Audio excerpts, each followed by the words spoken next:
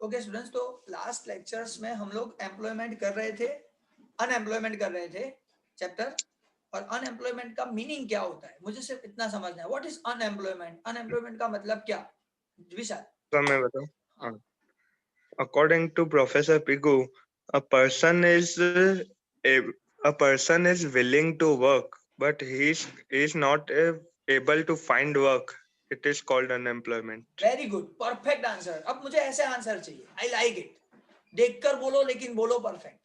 देखो यहाँ पे आपकी स्क्रीन पे मैंने दिखा दिया है, ये रहा। According to professor Pigou, a person can be called unemployed only when he is willing to work but is not able to find work. उसको काम करने की इच्छा है लेकिन वो काम नहीं कर सकता, दैट्स व्हाई अनएम्प्लॉयमेंट। चलो शॉर्ट में अनएम्प्लॉयमेंट का मीनिंग पता चल गया, रिवाइज हो गया। Very good. देखो जैसे विशाल ने बोला ना, वैसे आंसर्स अब आप लोगों को बोलना है। लिखा हुआ बोलो चलेगा, आपकी लैंग्वेज में लिखा हुआ बोलोगे चलेगा, रेफरेंस बुक लेके आपने तैयार किया है वो बोलोगे चलेगा, लेकिन बोलो, जितना बोलोगे उतना लिख पाओगे। पहला होता है पढ़ना, पढ़ के समझना। दूसरा होता है कोई बोलता है और समझना। फिर खुद बोलो और फिर लिखना। पहले बोलोगे फिर लिखोगे तो बहुत इजी रहेगा, बहुत इजी रहेगा एकदम। तो यहाँ पे वो ध्यान देना है। चलो आगे जाता हूँ। अब बात आती है अनविलिंग अनएम्प्लॉयमेंट और कंपल्सरी नेचर ऑफ अनएम्प्लॉयमेंट का मीनिंग क्या है? विशाल, अरे विशाल नहीं, सॉरी जतिन।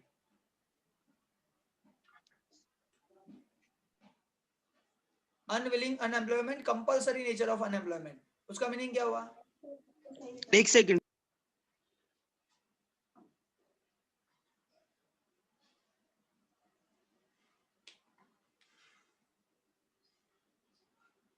हाँ सर, यानी इसका ये मतलब होता है अनविलिंग, यानी अगर उसको कोई बंदा उसको काम नहीं मिल रहा है तो हम उसको बोलते हैं अनएम्प्लॉयमेंट, पर उस बंदे को काम करने की इच्छा ही नहीं है तो उसको अनविलिंग बोलेंगे ना, उसको काम ही नहीं करना है इसलिए तो वो अनएम्प्लॉयड है। गलत है, गलत है। पढ़े बिगड़ ही आया है जो, थोड़ा सा भी पढ़ के। सब मैं बताऊं, हाँ विशाल बोल।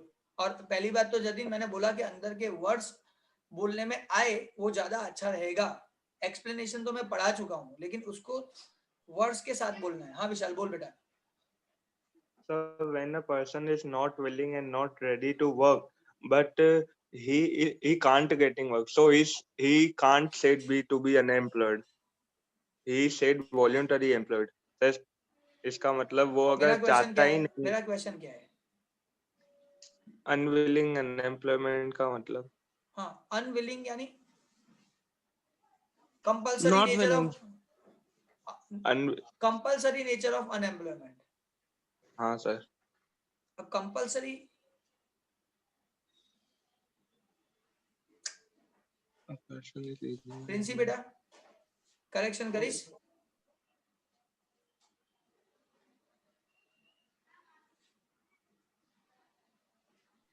હા बोल बेटा करेक्शन करीने बोल। विशाल खोटू बोले છે, जतिन भी खोटू बोले છે।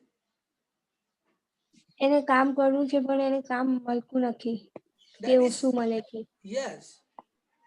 હવે આને થોડુંક ઇંગ્લિશમાં બોલવાનો ટ્રાય કરતો બેટા. Person is Anger and ready to work, but despite of the work that he is said to be unwilling unemployment or the compulsory nature of unemployment. Very good, બસ આવું બોલવાનું છે બધાએ, ધીરે ધીરે શીખવાનું છે, 100% આવડવું જોઈએ. A person is ready to work but don't get work. Ready to work at current wage rate.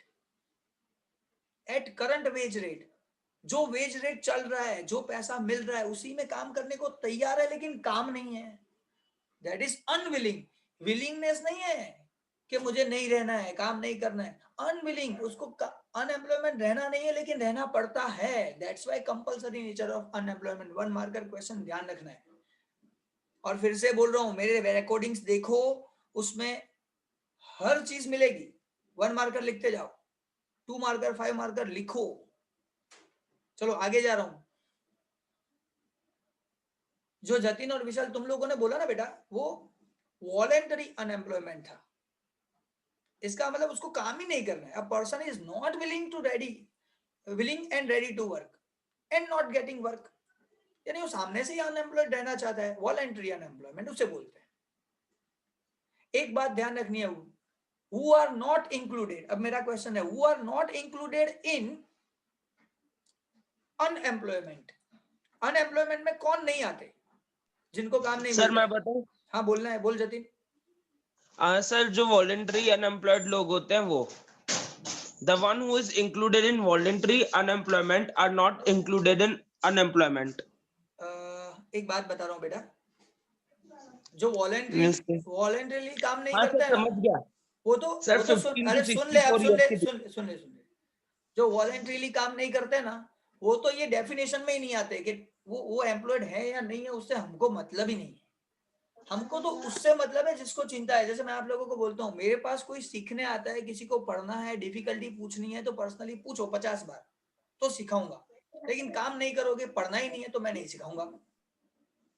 तो यहाँ पे भी ऐसा है, जिसको काम ही नहीं करना है वो तो वॉलेंटरी है, उसको थोड़ी देखते हैं। कौन अनएम्प्लॉयमेंट में नहीं आते? अब मेरा क्वेश्चन फिर से वही रहेगा जतिन। सर जो लोग बूढ़े होते हैं या फिर जो बच्चे होते हैं, यानी 15 से लेके 64, जो मतलब ये एज ग्रुप मतलब ये तो एक्टिव फोर्स है, पर जो छोटे बच्चे होते हैं जैसे देख एक वो मिनट, काम तेरे नहीं को स्क्रीन दिखती है? हाँ उस पर देख, मैं ये लिख रहा हूँ, ये देख, ये चिल्ड्रन। तो सर मैं बोल तो रहा हूँ हाँ छोटे वही बच्चे और नहीं, वो तू बूढ़े। तेरा ध्यान यहाँ पे था, ये है ना 15 to 64, पहले तू ये बोला, बोला वो तो एक्टिव एज ग्रुप है तो मैं वो पूछ नहीं रहा हूँ ना, मैं पूछ क्या रहा हूँ? सर, जो मतलब नहीं कमजोर है, लोग हैं, जो हाँ बीमार है, हाँ और बस जो ठीक है, बूढ़े बुजुर्ग है, हाँ सिंपल, ये वो आंसर नहीं कर देना है। पाते ना। हाँ हाँ, तो ये आंसर। अब मेरे को दूसरा क्वेश्चन पूछना हो कि एक्टिव वर्क फोर्स किसे बोलते हैं? अब तू मुझे ये बताएगा जो ये वीक हो, चिल्ड्रन हो, ये सब ना हो, वो सब एक्टिव है, ऐसा बोलेगा? नहीं तो फिर जो क्वेश्चन पूछता हूँ उसका आंसर चाहिए।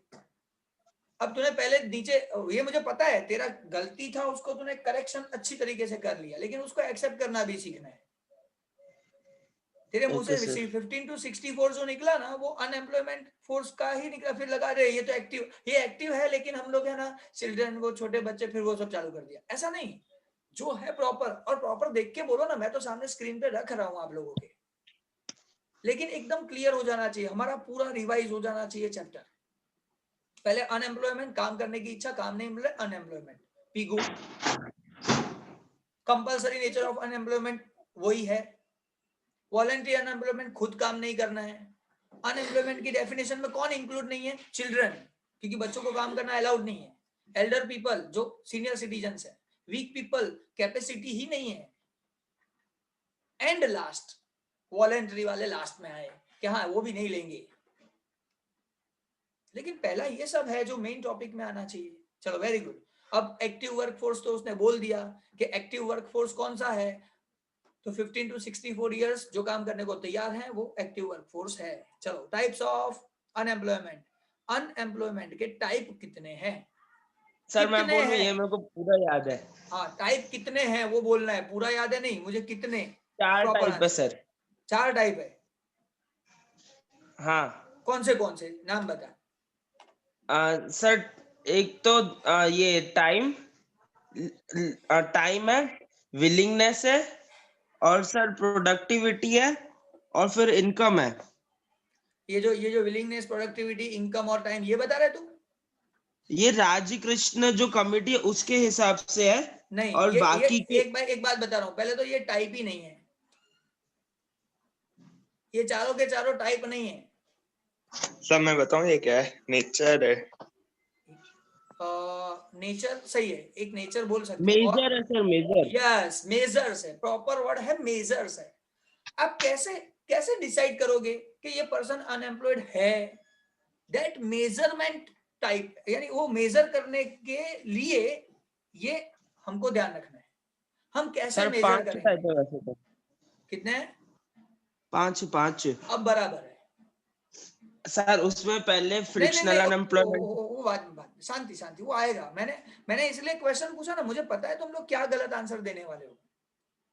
मैंने स्क्रीन पे ये रखा, बोला चल यहाँ पे आया, हाँ टाइप्स ऑफ अनएम्प्लॉयमेंट, तो आप लोगों को लगा ये नीचे 4 लग रहा है ना, वो है ही, ऐसा नहीं है। अनएम्प्लॉयमेंट के टाइप कितने हैं? उसको मेजर कैसे करेंगे, दैट मेजरमेंट हम लोग मेजर करेंगे कैसे, that is based on this 4 factors. ये 4 फैक्टर से हम लोग मेजर करेंगे, एक टाइम से डिसाइड करेंगे कि ये अनएम्प्लॉयड है कि नहीं है। ऐसा ऐसे 4 चीजों से हम लोग डिसाइड कर सकते हैं कि ये पर्सन अनएम्प्लॉयड है कि नहीं है। अच्छा ठीक है, उससे पहले मुझे और बात करनी है। 5 टाइप के बारे में बाद में बात करूंगा। 5 अनएम्प्लॉयमेंट के टाइप है, वो मैं यहाँ पे दिखा रहा हूँ। देखो ये नीचे गया, ये एक ओपन, ये under open unemployment, under unemployment, disguise unemployment, cycle unemployment, frictional unemployment. ये 5 टाइप है अनएम्प्लॉयमेंट के टाइप। ये 5 टाइप मैंने बोल दिए, इसका मुझे आंसर नहीं चाहिए, इसको मुझे डिटेल में चाहिए। इसके बारे में थोड़ा बाद में बात करूंगा, लेकिन अभी मैं ऊपर आ रहा हूँ। ये पैराग्राफ बहुत काम का है। मैं फिर से बोल रहा हूँ, आप लोगों की मेहनत अगर नहीं हुई ना, और मुझे अगर टाइम मिल गया एक्स्ट्रा, तो लाइव लेक्चर के अंदर ये सब चीजें करवाऊंगा, लिखवाऊंगा। लिखो, चलो ऐसा करना पड़ेगा, मुझे खुद करके आना है एक्चुअली ये सब। चलो यहाँ पे मैं देख रहा हूँ टाइप्स ऑफ अनएम्प्लॉयमेंट में ये पैराग्राफ बहुत इंपॉर्टेंट है।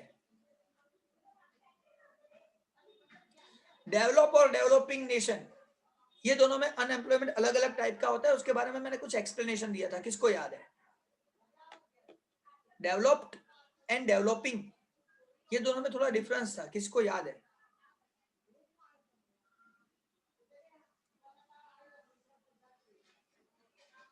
एक चीज बोलूंगा ना, जल्दी याद आ जाएगा। पिक्चर दिखाई थी मैंने। सर याद है। बोल। सर जैसे अपन के डेवलपिंग कंट्री होती है ना इंडिया, तो उसमें जो अनएम्प्लॉयड लोग होते हैं वो लोग क्या करते हैं, बैग करते हैं लोगों से कि भाई हमको दे दो दे दो दे दो। पर लेकिन जो डेवलप्ड कंट्रीज होती है ना, तो उसमें वो लोग बैग जाके नहीं करते हैं। वो लोग क्या कुछ ऐसे स्टेज पे या रोड पे परफॉर्मेंस करते हैं। अच्छा, वो पॉवर्टी के लिए नहीं था? तो वो पॉवर्टी के लिए भी था, लेकिन देखो अभी मेरे मेरे हिसाब से अगर कोई इंसान अनएम्प्लॉयड है और उसको मिल ही नहीं रहा है, तो वो एक तरीके से पुअर भी हो ही जाएगा ना। वो अलग बात है ना, यहाँ पे अनएम्प्लॉयमेंट की बात है, डेवलप और डेवलपिंग कंट्री। और तू जो एग्जांपल दे रहा है वो पॉवर्टी का था, शाहरुख खान।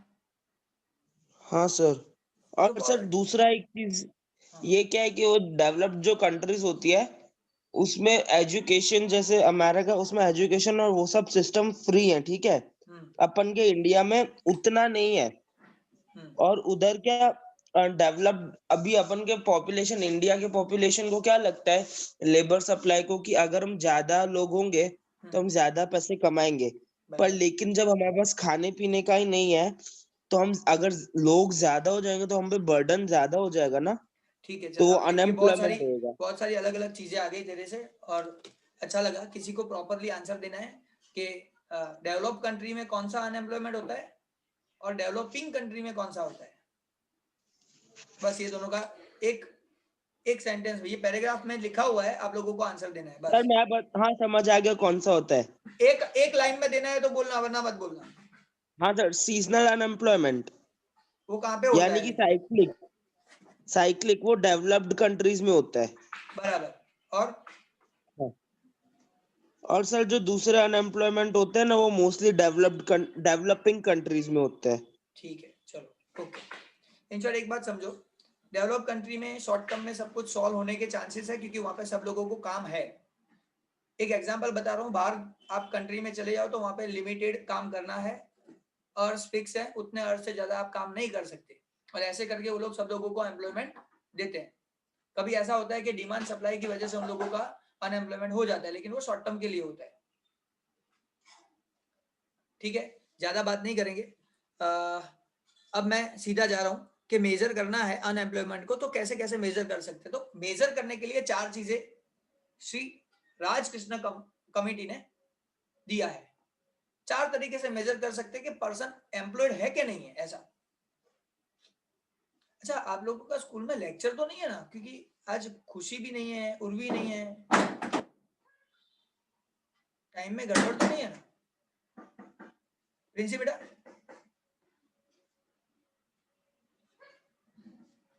प्रिंसी,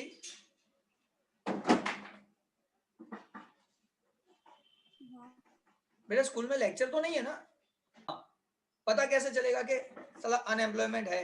तो ये टाइम से पता चलता है। जैसे किसी को 28 आवर्स से कम का टाइम है, पूरे वीक में है सिर्फ इतना ही काम मिला, 28 आवर्स से कम, तो वो ज्यादा अनएम्प्लॉयड है। 28 आवर्स से 42 आवर्स है तो थोड़ा कम अनएम्प्लॉयड है। 42 आवर्स से ज्यादा काम मिल रहा है यानी वो फुल्ली एम्प्लॉयड है, उसको प्रॉब्लम नहीं है। टाइम से पता चलता है। दूसरा इनकम, सैलरी से पता चलता है। एक्चुअली वो 30 कमाना चाहिए लेकिन कमा रहा है 15, 20, 25, तो कंपैरेटिवली जो चाहिए रिक्वायर्ड है उससे कम कमा रहा है, इसका मतलब वो अनएम्प्लॉयड है। विलिंगनेस, काम करना है लेकिन नहीं मिल रहा है, अनएम्प्लॉयड है। एंड लास्ट, प्रोडक्टिविटी, जितने अर्स में वो काम कर रहा है उतने में जितना उसको बनाना चाहिए, प्रोडक्शन करना चाहिए, लेकिन उससे कम प्रोडक्शन कर रहा है यानी अनएम्प्लॉयड है। ये अलग अलग मेजर है कैसे हम लोग कर सकते हैं। अच्छा, अब आती है बात, ये मेजर के हिसाब से उन लोगों ने अलग अलग टाइप्स बनाए हैं, 5 टाइप्स ऑफ अनएम्प्लॉयमेंट। उसमें पहला है ओपन अनएम्प्लॉयमेंट, जिसमें काम करना है, काम नहीं मिल रहा है, दैट इज ओपन अनएम्प्लॉयमेंट। बस इससे ज्यादा कुछ नहीं है, शॉर्ट में खत्म कर रहा हूं मैं। अंडर अनएम्प्लॉयमेंट, जितना काम चाहिए उससे कम काम मिल रहा है, जो उसकी कैपेसिटी है उससे कम काम मिल रहा है, that is under unemployment. Sir हाँ बेटा। सर ओपन अनएम्प्लॉयमेंट में सर वो क्या बोलते हैं, जो लेस ट्रेन्ड और एजुकेटेड लोग होते हैं उनको रख देते ना कम उस पे सैलरी पे, हाँ बराबर। और वो हाँ और वो ज्यादा सिटीज में देखने मिलता है। हाँ सही बात है, बिल्कुल सही है। डिस्गाइज अनएम्प्लॉयमेंट, इसका मतलब क्या है पता है? हम लोगों ने 4 लोग रखे हुए हैं काम करने के लिए, अगर एक को निकाल देता हूँ, ये 4 में से एक को निकाल देता हूँ तो भी मेरा उतना ही काम हो रहा है, कोई फर्क नहीं पड़ा। इसका मतलब वो 1% ज्यादा रखा हुआ था जो काम का नहीं था, दिखता नहीं है, हिडन है, दिखता नहीं है, उसको डिस्गाइज अनएम्प्लॉयमेंट बोलते हैं। एग्जाम्पल दिया था हमने कि कोई भी जगह पे ज्यादा काम करने वाले लोग रखे हो रिक्वायरमेंट से ज्यादा, तो वो हमारा प्रॉब्लम है, दैट इज डिस्गाइज। फिर साइक्लिकल, विशाल एक्सप्लेन कर फटाफट। Sir, cyclical unemployment मतलब, sir, if a person works in a particular season, so he doesn't work in another season. Suppose another season यानी एक सीजन में करेगा तो दूसरी सीजन में नहीं करेगा काम, ऐसा? सर दूसरी सीजन में नहीं करेगा मतलब, सपोज है ना, एक पर्सन काइट की शॉप खोल रहा है, तो उत्तरायण में चलेगी, फिर वो होली में तो वो चीज चलेगी नहीं ना। हाँ फिर इसलिए तो सर वो तो फिर पर्टिकुलर सीजन में काम करेगा, तो सर वो साइक्लिकल अनएम्प्लॉयमेंट हुआ। यानी अब दूसरी सीजन आई तो दूसरा काम करेगा कि नहीं करेगा? सर वो कभी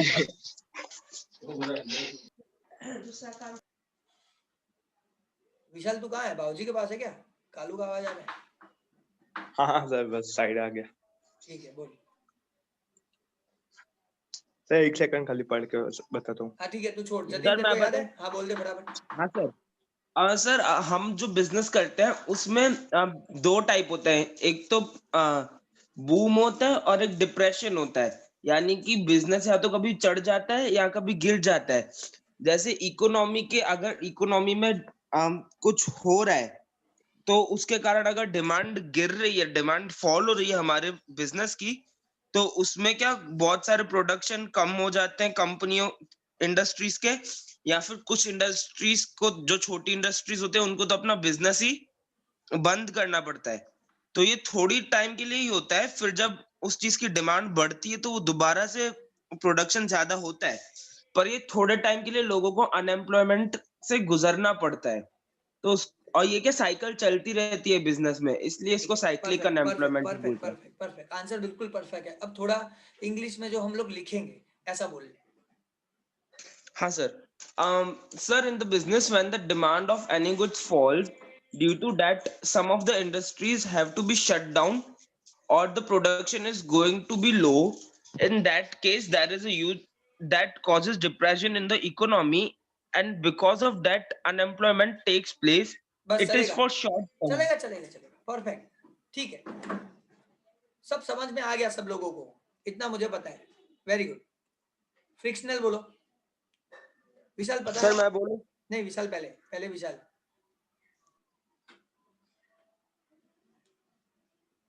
विशाल का चांस पहले है. तू बोलना चाहता है तो बोल, नहीं तो जतिन को बोलता हूँ. विशाल. जानवी को इसलिए नहीं पूछ सकता, उसका माइक खराब है, वरना वो भी पढ़ के कुछ तो उसको आता तो है, ऐसा नहीं है उसको नहीं आता है. जतिन बोल तू. हाँ सर, फ्रिक्शनल अनएम्प्लॉयमेंट यानी जैसे अभी लोगों के टेस्ट बदलते रहते हैं, लोगों की प्रेफरेंस बदलती रहती है, और लोगों की पसंद और डिमांड के हिसाब से क्या बहुत सारे चेंजेस होते हैं. तो जैसे अगर पहले कोई कंपनी थी जो लकड़े के खिलौने बनाती थी, तो आज वो कंपनी, आज लोगों को क्या वो लाइट वाले खिलौने चाहिए, तो उस हिसाब से बना है. तो वो खिलौनों की डिमांड कम हो गई, तो ये वो फैक्ट्री एग्जाम्पल को कहाँ से बंद. आया? एग्जाम्पल आपने दिया था ना. अच्छा मैंने ही दिया था ये. हाँ सर. अच्छा फिर ठीक है. और तो फिर जैसे वहां के जो वर्कर्स हैं जो खिलौने बनाते हैं, तो उनको जब तक वो लाइट वाला खिलौना बनाना नहीं आएगा तब तक तो वो लोग अनएम्प्लॉयड रहेंगे ना. अनएम्प्लॉयड रहेंगे. दैट इज हाँ, फिक्शनल. Fictional unemployment. अब सर इंग्लिश में भी बोल दूं? हाँ बोलना ही है, वो तो लिखना है अपने को. हाँ बोल. हाँ sir. When the taste and preferences are changed in people and the demand also changes, then the production of such goods uh, come on low rate or decline. So because of that, some of the industries are to be shut down, and the employees working in that have to learn new something new according to the new technologies. Then it is called fictional employment, unemployment. Very good. देखो students, आज जो lecture हो रहा है ना, ऐसा मुझे हर किसी से सुनना है और हर बार सुनना है. शॉर्ट में 2 लाइन लेकिन सुननी है. अब प्रिंसी बेटा लास्ट टॉपिक तुझे ही बताना है यहाँ पे. Causes of unemployment. अनएम्प्लॉयमेंट क्यों होता है? Which are the causes? वो जो मैंने पढ़ा है उतना एक्सप्लेन कर दो, फिर नया टॉपिक चालू करता हूँ. उसी में आगे है, बाकी है वो करना है आज. बोलो बेटा. High rate of population growth. इसमें जितनी पॉपुलेशन बढ़ती जाएगी उतनी काम करने की नहीं होती है. यानी सामने काम नहीं मिलता है. हाँ.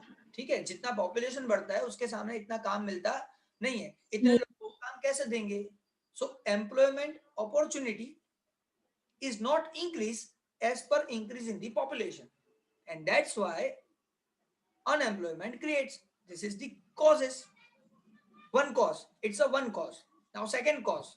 चलेगा, इतना शॉर्ट में परफेक्ट है. अब ऐसा बोलने की कोशिश करनी है. नेक्स्ट में इंग्लिश में भी बोलना है, समझाना भी है. सो राइज इन एम्प्लॉयमेंट अपॉर्चुनिटी.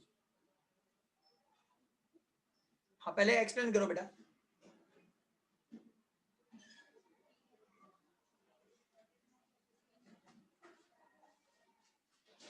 तुझे ही बोलना है बेटा प्रिंसी. ये टॉपिक तुझे ही बोलना है. वो लोग बोल चुके हैं, अब तुझे बताना है.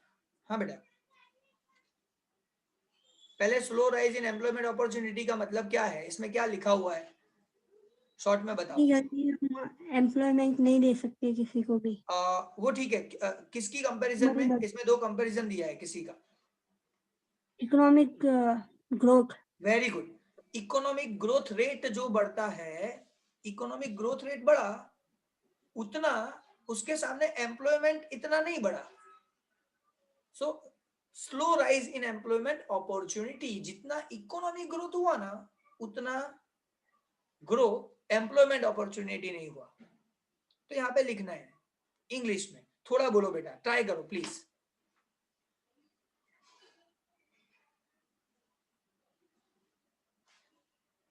यहाँ से बोल दो बस. ये देखो, Increase in employment and economic growth rate has strong relationship, but during the planning period, there was a continuously increasing economic growth, but we failed in increasing employment opportunity, which show that economic growth has remained jobless growth. Yes. Jobless growth. Economic growth has remain jobless growth. Economic growth तो हुआ job नहीं मिली, slow rise in employment opportunity. And last जो मैंने पढ़ाया था, फिर मैं आगे पढ़ाऊंगा, बोलो बेटा। low rate of saving and investment. हाँ, हमारे यहाँ पे पर कैपिटा इनकम बराबर है।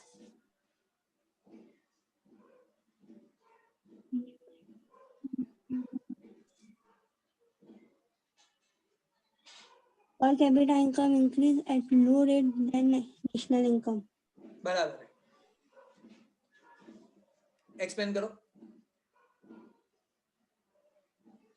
हमारी नेशनल इनकम बढ़ रही है, नहीं बढ़ रही।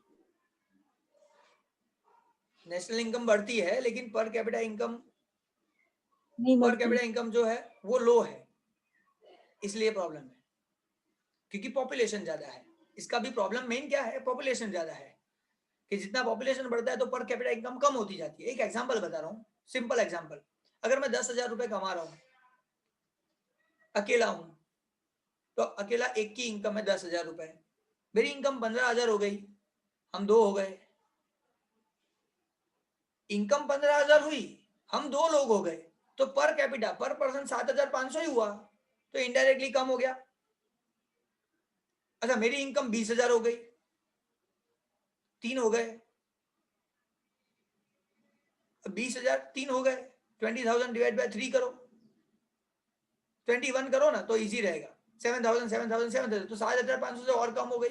तो पर कैपिटा इनकम ऐसी होती है, रेट नेशनल इनकम तो बढ़ता है लेकिन पर कैपिटा देखोगे तो कम हो जाता है। So low rate of saving and investment, इसलिए लोगों का सेविंग कम हो जाता है और इन्वेस्टमेंट कम हो जाता है, लोग अपने घर में पैसे रख देते हैं, ऐसी बात हुई थी हमारी। So this are the causes, because of this our unemployment opportunities are not employment opportunity is not created because low investment is there. लोग इन्वेस्ट नहीं करते, इसलिए एम्प्लॉयमेंट अपॉर्चुनिटी होती नहीं है। तो ये तीन चीजें बहुत इंपॉर्टेंट चीज है, रीजंस है, causes why unemployment increasing increasing increasing. हमने देखा था 5 ईयर प्लान बनाते हैं, ये रहा ऊपर, ये रहा यहाँ पे, कि हमने हमारे देश में 5 ईयर प्लान बनते हैं। हर 5 ईयर प्लान में ऐसा होता है कि एम्प्लॉयमेंट अपॉर्चुनिटी देंगे, लेकिन फिर भी वो 50 लाख पीपल को अनएम्प्लॉयमेंट थे, फिर 304 लाख हुए, फिर 348.5 लाख हुए। अनएम्प्लॉयमेंट बढ़ता ही जा रहा है, प्लानिंग कर रहे हैं लेकिन वो बढ़ता जा रहा है। उसके कॉजेस हम लोग 3 पढ़ चुके हैं, अब आज हमको जो पढ़ना है। हाँ बेटा। सर जो low rate of saving and interest है, उसमें मैं एक और एग्जांपल दे सकता हूँ। बोलना बेटा। आंसर जैसे देखो, अगर अभी हमारे जो नेशनल इनकम है वो भी बढ़ गई, ठीक है, फॉर एन एग्जांपल, और अगर पर कैपिटा इनकम भी बहुत अच्छे से बढ़ रही है, अगर एग्जांपल में हम ऐसा लेते हैं, तो अगर जैसे अभी लॉकडाउन जैसी सिचुएशन आई और हम हमारी सब लोगों की जो इंडिया की पॉपुलेशन है सब लोग वेल फाइनेंस्ड है, तो अभी गवर्नमेंट को क्या लोगों को खाना नहीं देना पड़ेगा, तो वो पैसे बचेंगे गवर्नमेंट के, तो वो उसको तेरे को कैसे पता चला कि ये पैसे बचेंगे? नहीं, अब देखो अभी खाना देंगे तो उसको पैसे तो देने पड़ेंगे ना गवर्नमेंट को। तू क्या कनेक्ट करना चाहता है, मैं नहीं समझा एक्चुअली। आंसर देखो, अभी जैसे लॉकडाउन आया, ठीक है, हाँ तो बहुत सारे लोगों के पास खाने के लिए नहीं था, तो ठीक है, गवर्नमेंट फ्री में किट्स दे रही थी, ओके, तो वो लोगों के लिए फ्री था पर गवर्नमेंट को तो एक्सपेंस करना पड़ा था। हाँ करना पड़ा। तो यही अगर सब लोगों की पर कैपिटा इनकम बहुत अच्छी होती, सब लोग वेल फाइनेंस्ड होते, तो तो नहीं गवर्नमेंट करना को पड़ता। वो, हाँ, तो वो खर्चा वो इंफ्रास्ट्रक्चर के लिए कर सकती थी जिससे कर सकती है। एम्प्लॉयमेंट बनता। पक्का। तो वो इसलिए लो रेट ऑफ सेविंग्स, यानी गवर्नमेंट में इन्वेस्ट अगर उसमें करती ज्यादा, उसमें इंफ्रास्ट्रक्चर डेवलपमेंट में, तो लोगों को एम्प्लॉयमेंट मिलता, लेबर अब यहाँ बढ़ते पे ऐसा है, कि गवर्नमेंट है ना इन्वेस्ट करेगी कि नहीं, ये यहाँ पे उसकी बात नहीं है। यहाँ पे बात कौन सी है कि जो लोग हैं, हमारे देश की बात है, हमारे देश में जो लोग काम करते हैं उनकी इनकम जो है वो हाँ लो रेट, यानी अगर वो लोग सेविंग करेंगे ना तो उनको बहुत कम मिलेगा पैसा, सामने इन्वेस्टमेंट का इंटरेस्ट कम मिलेगा, ऐसा हो गया है। ठीक है। हाँ सर। और जो कैपिटल पर कैपिटा इनकम की अगर बात करें तो एक्चुअली तो पर कैपिटा इनकम प्रॉपर है ही नहीं कैलकुलेशन करना, लेकिन फिर भी अगर करें तो उसका रेट कम होता जा रहा है कंपेयर टू नेशनल इनकम में। अगर देखे जाए तो नेशनल इनकम को डिवाइड बाय पॉपुलेशन करेंगे तो पर कैपिटा इनकम कम होता जा रहा है।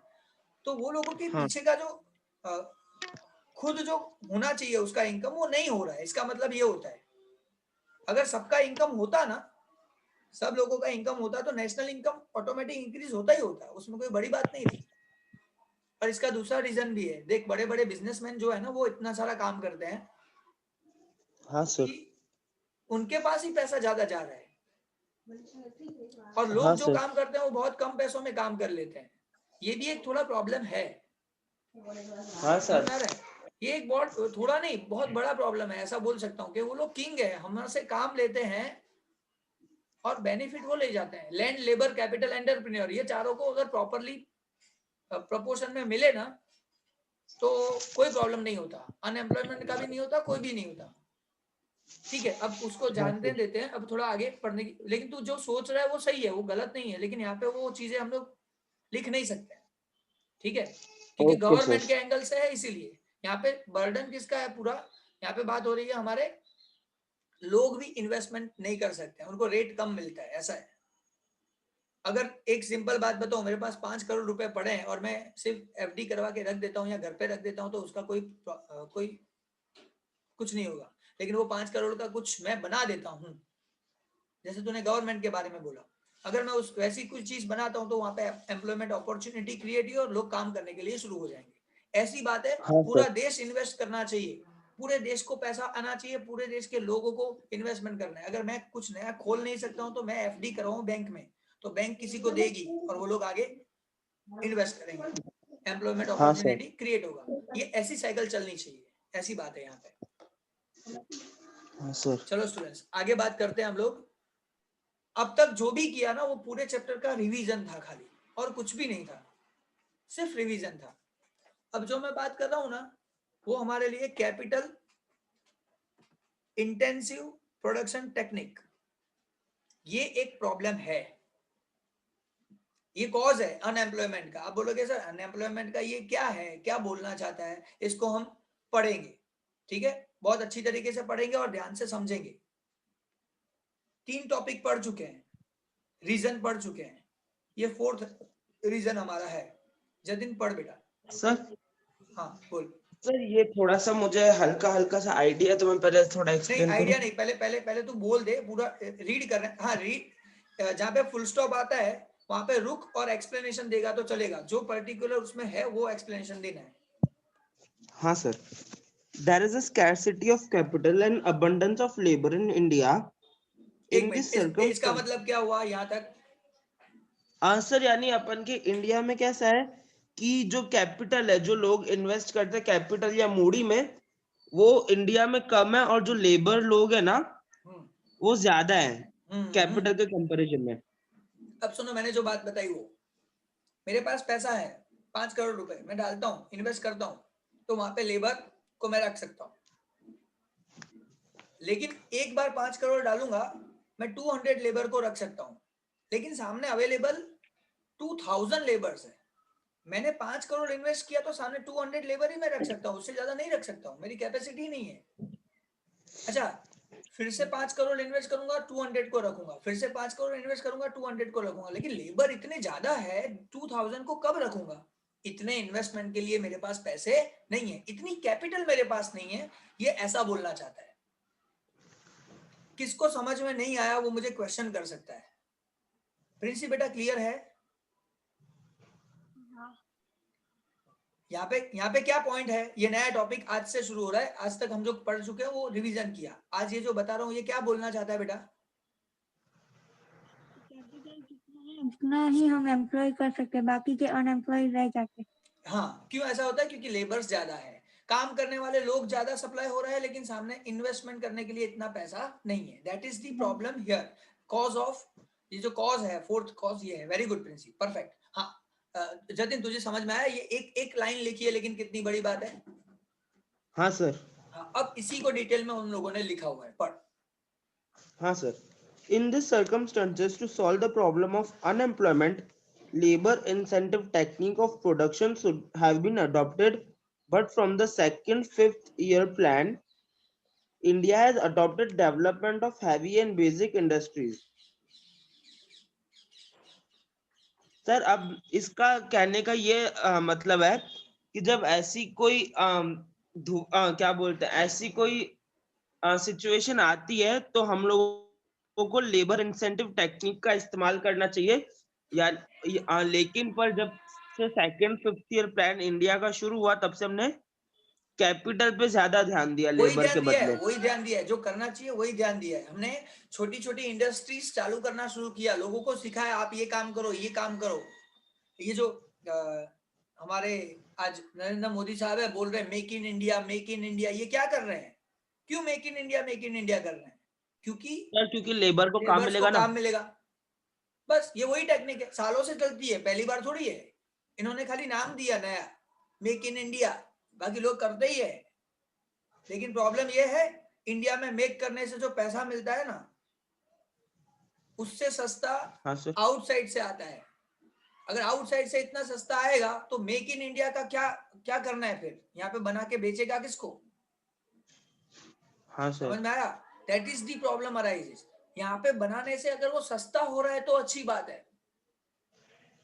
यहाँ पे बनाने से वही चीज 4000 में मिलती है, same to same quality, same product अगर बाहर से लाते हो तो आपको 500 रुपए में मिलता है। तो इतना डिफरेंस जो है वो कैसे मेंटेन करेंगे? That's why our industries are flop. लेकिन हाँ, क्यों 5 ईयर प्लान लाते हैं लेकिन सक्सेस नहीं होते हैं? सक्सेस नहीं होने का रीजन ही ये है, ऐसा कुछ सोचना पड़ेगा कि हम आउटसाइड जो प्रोडक्ट मिल रही है उससे बहुत कम में काम कर पाए। अगर ऐसा कर पाते हैं ना तो फायदे में रहेंगे, वरना ये अनएम्प्लॉयमेंट रहेगा। ठीक है, फिर भी आगे बात करते हैं। आगे पढ़ बेटा। Very good. हाँ sir. In planning schemes also in place of capital incentive technique, labor incentive technique was given very less importance. यानी सर जब प्लानिंग होती थी स्कीम्स की तो जो कैपिटल इंसेंटिव टेक्निक होती थी ना उनको ज्यादा मद्देनजर रखते थे और लेबर इंसेंटिव टेक्निक्स को बहुत ही कम वो देते थे इम्पोर्टेंस। ठीक है, आगे। हाँ sir. In agriculture and industrial mechanization was adopted, which increased unemployment at slow rate. In industrial sector also to increase productivity and to get security against organized labor unions, such a policies adopted to save laborers. यानी sir अब जब industry और जो ये agriculture है उसमें जब mechanisation हुआ यानी जब नई नई मशीन्स आने लगी तो क्या लोगों ने उसको अपनाना ज्यादा शुरू किया।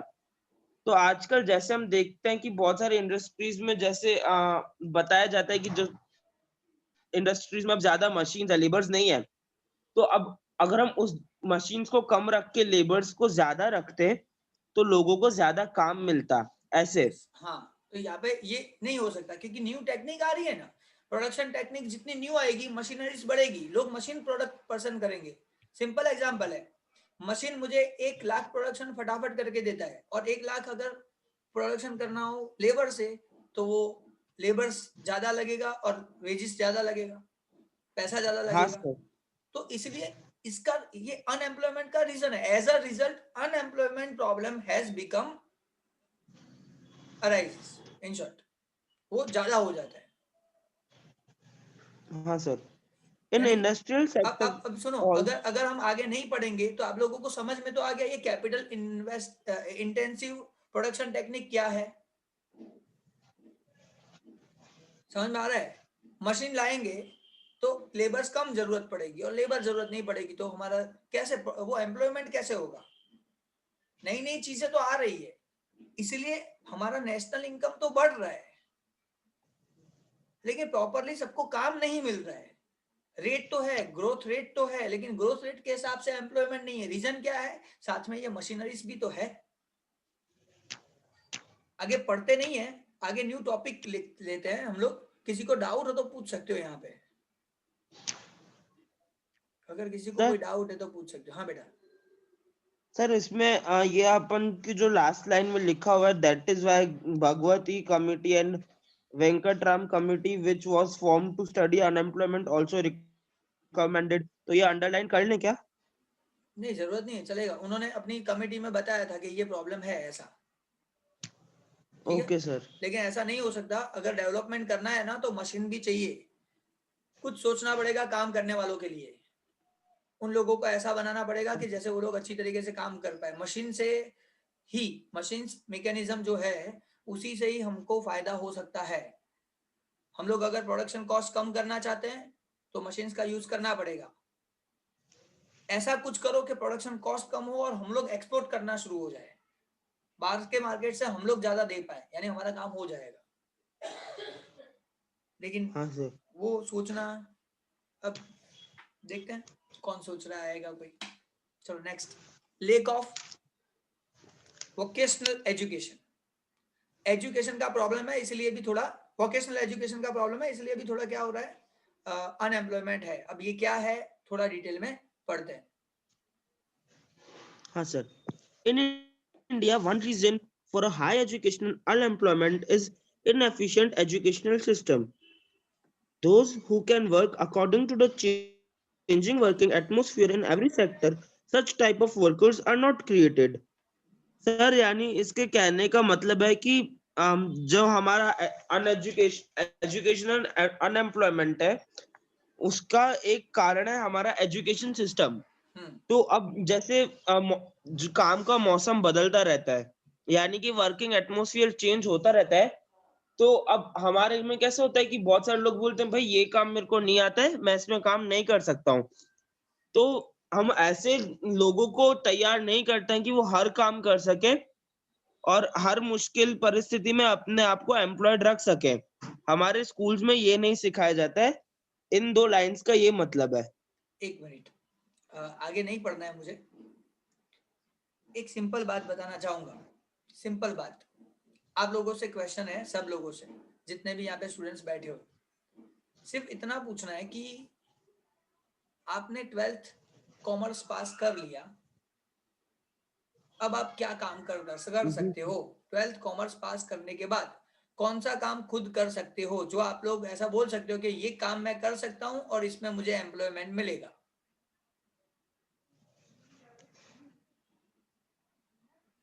ऐसा कौन सा काम है जो सर आप कर ऐसा सकते हो? तो सर ऐसा तो बिना ट्रेनिंग का कोई काम नहीं होगा जो हम खुद कर सके। अच्छा, जतिन ऐसा बोल रहा है। विशाल? सर ये मेरा वो है अरे जतिन, तू चिंता मत कर, वही अपना ही तो सर बोल रहा है, अपना ही सोचना है। हाँ विशाल बोल बेटा। सर हम अकाउंटिंग का कर सकते हैं। अच्छा, कर सकता है। तेरे को टैली में कौन से फंक्शन है? F1 F2 F3 F4 बोल तो।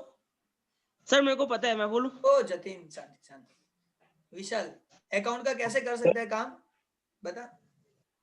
सर टैली नहीं, बाकी सपोज हम जैसे इधर वो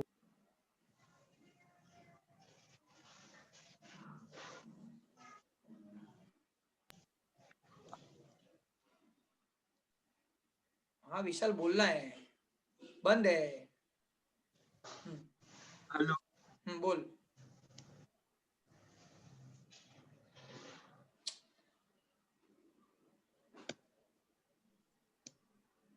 हाँ विशाल बोल। आवाज आ रही है, नेटवर्क इशू है। हाँ आ रहा है आवाज, तेरा बंद हो जाता है माइक, इसलिए बोल। सर जैसे हम वो भी कर सकते हैं, क्या बोलते हैं, जैसे हम जैसे बैलेंस शीट बनाते हैं वैसे, बाकी तू टैली का बना तो नहीं, सकता है ऐसा? बाकी हम नहीं चल, टैली छोड़ दे, बैलेंस। टैली को छोड़। ऐसे ही तू, तेरे को कोई बैलेंस शीट बनाने के लिए रखेगा? कौन रखेगा? ऐसा कौन है, मेरे को जानना है, जो तेरे को बोलेगा मेरा ये धंधा है, इसका बैलेंस शीट बना के दे? ऐसा कोई है तेरे नहीं ध्यान सर, में? उसके लिए नहीं है? उसके लिए ना। कितनी सैलरी देगा अगर रखेगा तो? नहीं, उसके तो 6-7 thousand टैली सर, उसके लिए सॉरी नहीं, टैली को सर, छोड़, आना टैली के चाहिए अलावा टैली। बहुत सारे सॉफ्टवेयर हैं। लेकिन मैं ऐसा बोल रहा हूँ, आपने 12th कॉमर्स पास कर लिया, इसके बाद आपको काम करना है, क्या करोगे? नहीं पढ़ना है आगे, आगे आपको पढ़ना नहीं है बस। अब मुझे मेरी कैपेसिटी नहीं है आगे पढ़ने की, मुझे काम करना जरूरी है, अब काम करना पड़ेगा, क्या करूं? मेरे अपनी लाइफ के मैंने 12 साल डाल दिए एजुकेशन के पीछे। 12 साल करने के बाद मिला क्या? जॉब कौन सी मिली? किस में जा सकता हूं? That is the question. हाँ प्रिंसी बेटा, खुद का बिजनेस करने का। खुद का बिजनेस करने का। अच्छा, उसके लिए पैसे चाहिए ना? हाँ, अच्छा, पैसे अगर आ गए तो बिजनेस की सब क्वालिटी हम में आ जाएगी कि थोड़ी सोचना नहीं पड़ेगा हम किसी लोग के साथ? रखेंगे ना मैनेजर। अच्छा, मैनेजर रखेंगे। हाँ, ये भी सही है। लेकिन लेकिन 12th कॉमर्स से उसका कोई लेना देना है? अगर मैं सोचूं तो मैंने 12th कॉमर्स किया इसलिए मैं बिजनेस कर सकता हूं, ऐसा है? नहीं, छोटा ही करने का ना, बड़ा नहीं करने का। हाँ, छोटा ही बिजनेस करूंगा, समझ गया। लेकिन 12th कॉमर्स किया इसीलिए वो छोटा कर सकता हूँ, अगर 12th कॉमर्स नहीं करता तो नहीं कर सकता था, ऐसा है कुछ? नहीं, वैसे हम लोग बाहर अगर घूम के उनको पता ही होगा कि क्या क्या होता है क्या क्या नहीं होता है, ठीक है, वो कहने के बाद भी कर सकते हैं। बराबर है। या तो पैसों की मोटी जॉब। हाँ हाँ, जॉब में कौन सी करेंगे? छोटी ही होगी, वर्कर की जैसी। हाँ, वर्कर के जैसी होगी। यानी अगर मैं 12th नहीं पढ़ता, 10th के बाद भी अगर काम करता तो वो जॉब मिलती कि नहीं मिलती? मिलती ना। मिलती। ये लेक ऑफ वोकेशनल एजुकेशन का मतलब ये है। लेकिन एक बात बता रहा हूँ स्टूडेंट्स, सही बता रहा हूँ, मेरा स्टूडेंट अगर पढ़ा हो ना अकाउंट अच्छी तरीके से, मेरे साथ अच्छी तरीके से अकाउंट पढ़ा हो, उसके सब कॉन्सेप्ट अगर क्लियर हो ना, तो वो सीए के अंडर में या कंपनी में मेन सीए के अंडर में असिस्टेंट अकाउंटेंट की तरह काम कर सकता है आफ्टर 12th, क्योंकि उसके कॉन्सेप्ट क्लियर है। हाँ, सॉफ्टवेयर उसका सीखना पड़ेगा वरना नहीं हो सकता। वोकेशनल एजुकेशन नहीं दिया है मैंने सिर्फ बताया है ऐसा ऐसा होता है, वो करना कहाँ है, कैसे करना है, कौन से सॉफ्टवेयर में करना है, वो काम आपको खुद करना पड़ेगा, सीखना पड़ेगा, तब जाके आप वो काम कर सकते हो। हाँ, वहां तक का काम कॉमर्स के बेस पे कर। इवन मैं ऐसा बोल रहा हूँ, अगर 12th कॉमर्स कोई पढ़े ना तो वो असिस्टेंट अकाउंटेंट बनना ही चाहिए, ऐसा एजुकेशन मिलना चाहिए 12th तक। लेकिन ऐसा नहीं दिया जाता है। That is the problem, lake of vocational education. और कोई प्रॉब्लम नहीं है, ये एक ही प्रॉब्लम है। इसको बोलते हैं वोकेशनल एजुकेशन, जो नहीं है। ये तो मैं 12th के बाद बता रहा हूं, बीकॉम करने के बाद भी नहीं कर सकते हैं, क्योंकि वो प्रैक्टिकल चीज जो रियल में काम दिलवाती है ना, वो यहां पे नहीं मिल रही है। एजुकेशन सिस्टम का ये इनएफिशिएंसी है, इसीलिए नहीं हो रहा है। That is the problem. बस कहने का मतलब सिर्फ इतना है कि डिप्लोमा जब आया था ना, तो डिप्लोमा इसीलिए फेमस हुआ था। अभी डिप्लोमा करने वाले बहुत सारे हो गए, इसलिए उनकी रिक्वायरमेंट मार्केट में कम हो चुकी है। बाकी जो डिप्लोमा करते थे स्टूडेंट्स, वो 10th के बाद करते थे, 2 साल डिप्लोमा करते थे, फिर काम करते थे कि अब मैं ये सीखा हूं, इसमें मेरा स्पेशलाइजेशन हो गया है, अब मैं इसका काम कर सकता हूं। That is vocational education. ऐसा पढ़ाई करो जिससे हमको काम मिले। अगर ऐसा एजुकेशन नहीं है तो 5 साल बिगाड़े, इवन एमकॉम करने के बाद भी नहीं मिलेगा। कहने के लिए एमकॉम आता क्या है, that is the problem, lake of education system, ineffectiveness of education system, that is the lack of vocational education। इसीलिए अनएम्प्लॉयमेंट है। अगर सब जोरदार हो ना, तो बचपन से 16 इयर्स की एज से आप काम कर सकते हो प्रॉपरली। जो आउटसाइड इंडिया चलता है, कर सकते हो वो लोग। ये है रीजन अनएम्प्लॉयमेंट का। पढ़े, कितना पढ़े, एमकॉम किया, अब क्या कर सकते हो, कुछ नहीं। किसमें स्पेशलाइजेशन है, किसी में नहीं। आप बोलो अरे अकाउंट के साथ किया, अकाउंट मेरा मेन है, अकाउंट में कौन सा सॉफ्टवेयर आता है पता नहीं, सीखना पड़ेगा। वो तो सीखना पड़ेगा। क्यों सीखना पड़ेगा? क्योंकि 2 साल 11th 12th higher secondary, FY TY BCom किया 3 साल 5 साल, और 2 साल एमकॉम किया। 7 साल तक हमने एजुकेशन लिया, लेकिन हमको कोई अकाउंटिंग सॉफ्टवेयर नहीं सिखाया जो रियल प्रैक्टिकल लाइफ में चलता है। अकाउंट कैसे करते सब सिखाया, लेकिन इसका अप्लाई कैसे करते वो नहीं सिखाया। और इसीलिए 7 साल पढ़ने के बाद भी हम 0 हैं। अगर ये इंप्रूव हो गया ना तो 2 साल के अंदर सबको काम मिलना शुरू हो जाएगा। जिसकी कैपेसिटी नहीं है ना पढ़ाई की, वो 12th के बाद भी अच्छी जगह पे काम कर सकता है और सबको काम मिलेगा। बात 7, 8, 10, 15 हजार की नहीं है, कैसा काम है उसकी है। एटलीस्ट क्वालिटी तो मिली ना कि ये पर्सन यहां से निकला यानी इसको ये काम मिलेगा। क्यों ऐसा है कि IIM में से निकलने के बाद मैक्सिमम सैलरी मिलता है। आज वर्ल्ड में फर्स्ट रैंक आता है, वर्ल्ड में कहीं उसकी जगह है IIM की। IIM अहमदाबाद फर्स्ट रैंक है। क्यों ऐसा है?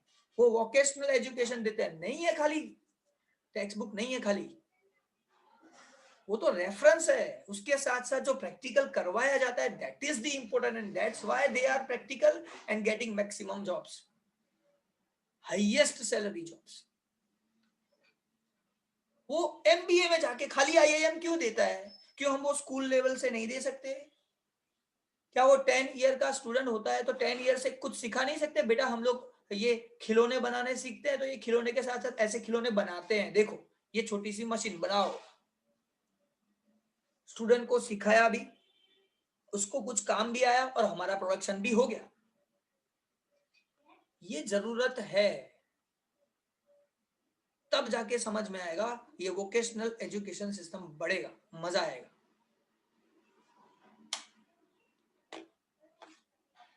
फिर सर हाँ बेटा बोलना। वो 10:30 को भी लेक्चर है। हाँ ठीक है, ओके सॉरी। स्टूडेंट्स आज मैं ना एक ही टॉपिक एक्स्ट्रा पढ़ाया, लेक ऑफ वोकेशनल एजुकेशन, नहीं sorry 2 topic, capital intensive production technique और lack of vocational education. 2 topic इसीलिए पढ़ाए कि आगे का रिपीटेशन करने में बहुत टाइम जाए, लेकिन एक एक्सपेक्टेशन होती है कि आप फटाफट बोल दो तो मुझे ये टाइम बचेगा। आज का लेक्चर यहाँ पे स्टॉप करता हूँ, आगे इनका लेक्चर दूसरा है, फिर 10 मिनट का गैप भी चाहिए, तो यहाँ पे मैं लेक्चर को ओवर करता हूँ। लेकिन नेक्स्ट टाइम तैयार करके आओ, क्वेश्चन आंसर फटाफट। सर ये क्वेश्चन मैंने लिखा है, इसका आंसर ये है, फटाफट बोलना है, सारे पूरे टॉपिक फटाफट बोलो। 10 मिनट में रिवाइज हो ना तो बाकी का लेक्चर लेने में मजा आएगा। लेकिन हाँ जो भी हुआ मजा आया मुझे आज लेक्चर में। मिलते हैं नेक्स्ट लेक्चर में, बाय बाय। जतिन विशाल चालू करो।